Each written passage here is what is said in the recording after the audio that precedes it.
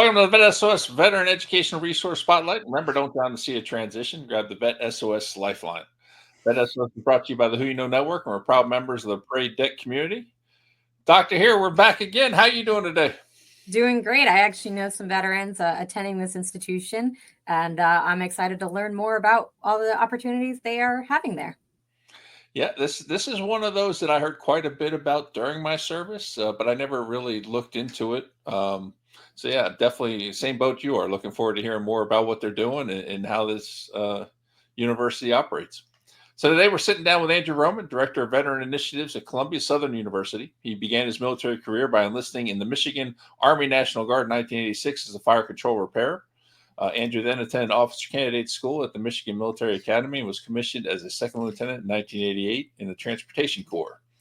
He has held many assignments from the company to the National Guard Bureau levels. Some notable are platoon leader, brigade assistant S4, battalion S2, S3, force integration readiness officer, mobilization readiness officer, battalion commander, inspector general, Joint Force Headquarters G1, and finally Chief of Staff of the Michigan Army National Guard until his retirement in 2018. That is quite a resume. Andrew holds a bachelor's degree in management and organizational development from the Spring Arbor University and a master's of strategic studies from the United States Army War College. You've had quite the adventure there, Andrew. How are things going with you today? Doing well. Thank you very much, and good morning to you. If anyone knows the National Guard, you know that you end up wearing many hats throughout your career, especially if you stay in quite as long as I stayed in. Yeah, that's quite the journey. You checked about every single box you could have possibly checked there. There's not many I saw missing. Yeah. So, all right, let's start with your transition. How did that go for you when you transitioned out of the Guard? I guess when I thought about it, the word fortunate is the only word that I can use to describe it. Because like you just read my bio and the 32 years I was in service, you'd think that that level of experience would prepare you to just easily transition into the back into the civilian world. And I was just as lost coming out of the military service, even though the National Guard is a little bit closer to civilian service with the traditional guards persons that serve that normally have a civilian job. I worked full time during that whole period of time. So about 30 of those 32 years was a full time person where I wore the uniform every day.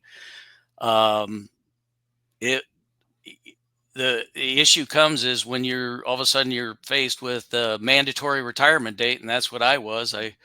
I came up to my 30 years of commissioned service, and if you don't have the next grade available to you, you have to they make pretty much your career choice for you at that point. So with a 17-year-old daughter, 2 15-year-old daughters, and a 13-year-old son, I knew I had to go back and reintroduce myself to the civilian workforce. And the way I did it was, I do not recommend, completely backwards. We knew that it was coming up, so we were looking at places to move to live, which would be a retirement place as well. So I was from Michigan, so we were looking at warmer climates in the South, Charleston, kind of across the Gulf Coast, down the Atlantic coast and across the Gulf Coast to maybe around Biloxi, Mississippi. And we had been to the Alabama Gulf Coast several times because that's where we have relatives that live down here. And we thought, okay, we'll just give it a shot. We'll put the house up for sale, and it sold like within 2 weeks. And we're like, uh-oh. I wasn't even out of transition leave yet. In fact, we were out of our house and moving before I was off transition leave. Luckily, my mother she travels in the summer. We could stay at her house, but I left Michigan with a family of 6, no job and no house, and that is not the way to prepare yourself. And the reason I use the word fortunate is we were down here, the position here at the Columbia Southern University just became available soon after we moved down here, and I was lucky enough to find it Mm. and apply for that. And when I did apply for it, I was considered, and it was something that the university was creating at the time. So I became the initial director of veteran initiatives at the university.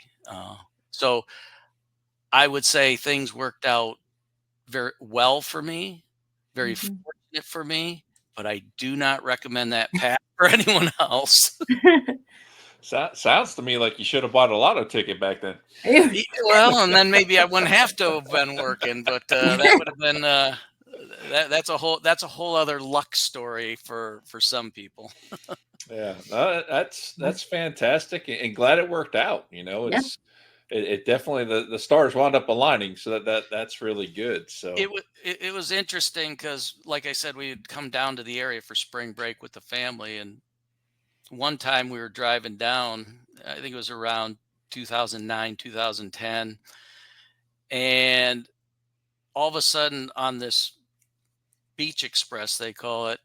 All of a sudden, there was this huge, giant building, and I was like, "Gosh, I wonder if they'll ever hire a retired military guy." Because I'd always planned on going into probably one of my top choices going back into the civilian world was into education. I Mm. knew nothing about the university back then, but it was kind of like this, fate moment, I guess, as you're driving through. And I'd even mentioned it to my wife as we were driving through. And who knew about 10 years later that I'd be working for the university? So, how big is the student population there, and then what percentage are military connected? Well, of course, we're an online institute, 100% online. So there is no physical classrooms, right? That we do classes in. It's all online. 20, we're a little over 28,000 active students right now. And if you look at the military and veterans population, and also includes some of the military spouse and dependents, you have about over 3,000 GI Bill students alone. Little over 4,000 actively serving military. Now, that's not total active duty. They could be actively serving in the reserve component in some capacity. And then there's and this one's a little bit harder to nail down, but we know that there's somewhere up, between 500 and 1,000, military spouses, dependents, Mhm. veteran spouse dependents, and the like in that category. But that's a little bit harder because there really isn't any really defining categories in the data systems that would give Yeah. us a precise measurement there. But yeah, we're talking about between any at any one given time, 8 to 9,000, I would say, in that whole military affiliated wow, community. Yeah. that's quite a few. Oh, it is, and the university does a wonderful job, but our departments aren't large. The Department of Veteran Initiatives is currently 2 people, myself and a veteran education representative. We are looking to add another one here pretty soon. So we do have a pretty robust military team that concentrates mostly on the actively serving military. They have about 10 people on their team, and we do have another department, a small department like mine, that's military spouses, families, and pathways. So we Mm. do have a dedicated element that focuses on the military spouse and the dependents. Nice. That's pretty neat to hear. And now, is there anything like, are there special programs or special things that you guys are doing um, for this population, or is it, being as small as you are as far as manpower, is it more limited? Well, it's somewhat limited, I would say, but we do.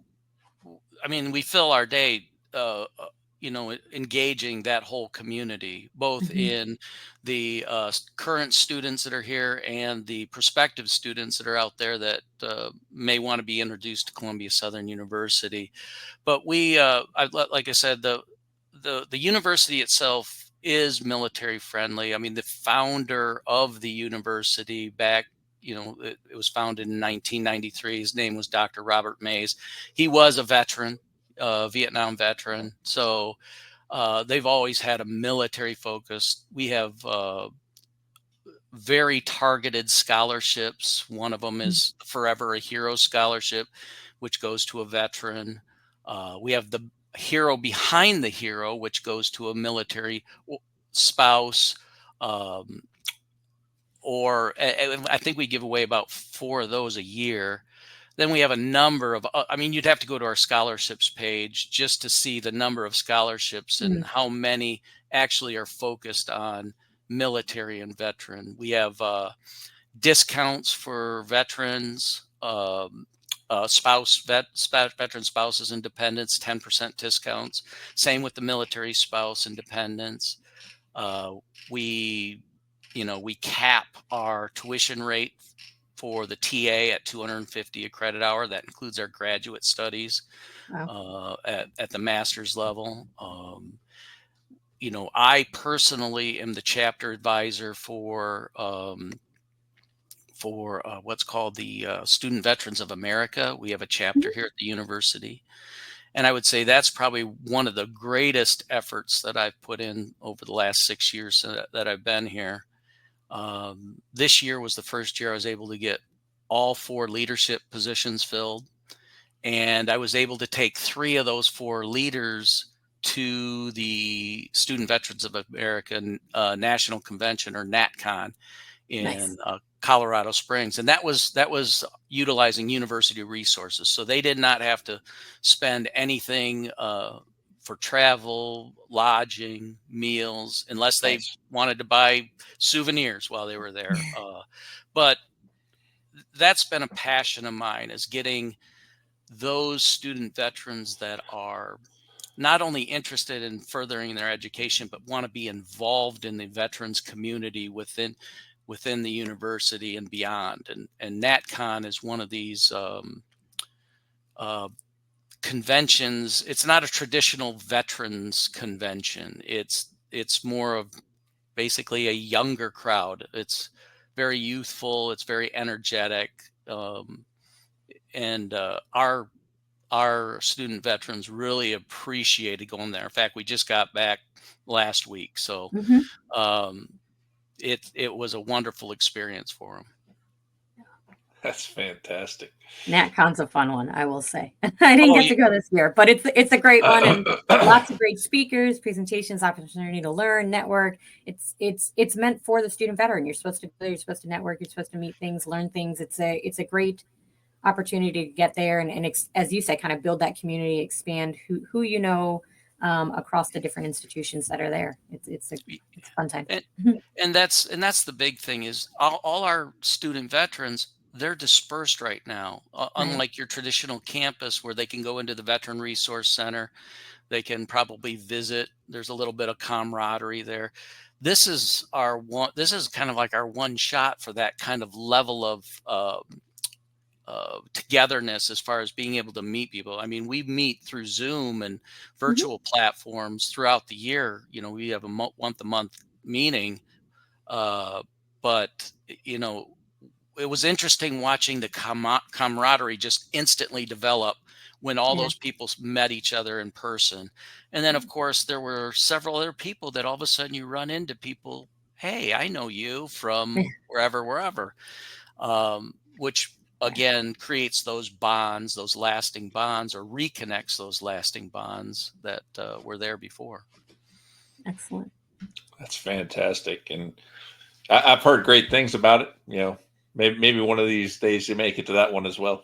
Oh, I put it this way: every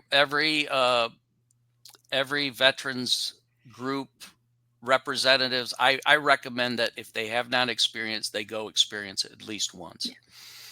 Guaranteed, if you do it once, you'll probably go back again and again. Nice. Absolutely love that, and love what you're doing, man. It's for as dispersed as you are, Yeah. you have quite a robust program. Well, it like I had mentioned, my journey here.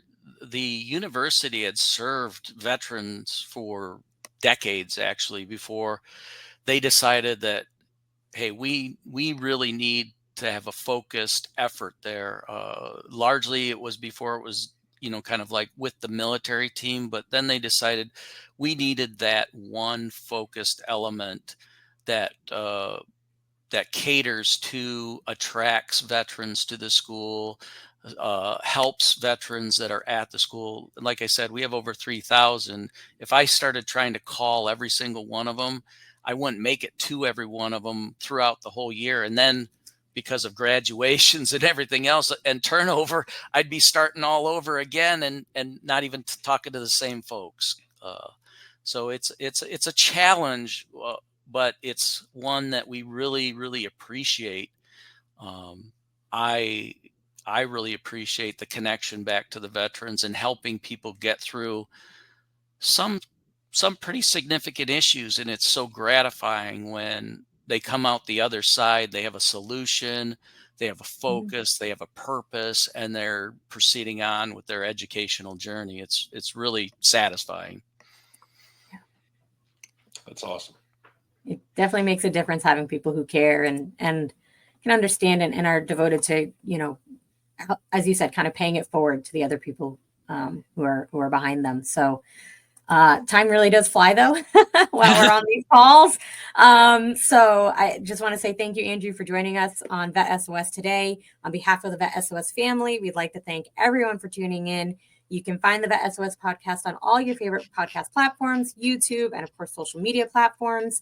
Make sure that you subscribe and follow VET S.O.S so you don't miss a thing. And remember, don't drown in the sea of transition. Grab the VET S.O.S lifeline.